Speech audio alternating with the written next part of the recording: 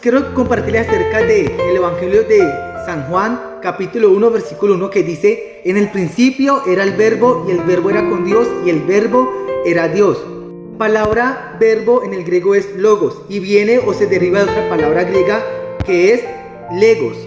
Significa presentar, pedir, llamar, ordenar, descubrir, explicar, dar, pronunciar. Pero la palabra logos en específico se refiere a tres puntos importantes, que son: número uno, se refiere a una palabra en el acto de hablar, como lo que es hablado. Por ejemplo, una palabra pronunciada a viva voz, una expresión, una declaración, un discurso, una conversación, hablar con elocuencia, y refiriéndose también a la palabra de Dios, a su voz viva y omnipotente. Número dos, se refiere a razonamiento, a la razón, a la facultad de razonar. También se refiere a un argumento, a dar una explicación y rendir cuentas.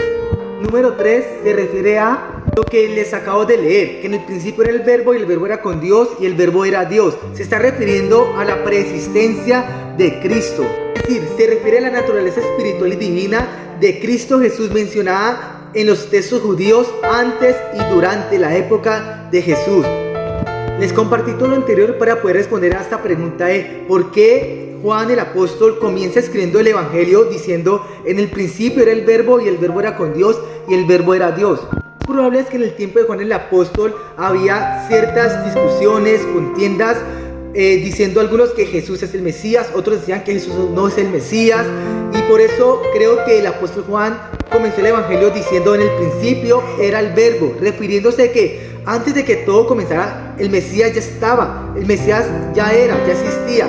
Y también cuando dice: y el verbo estaba con Dios, refiriéndose a que el verbo, Jesús, el Mesías, ya estaba con Dios, es decir, en la eternidad ya estaba con Dios. Y cuando dice: y el verbo era Dios, está afirmando de que el Mesías, el Hijo de Dios, es Dios.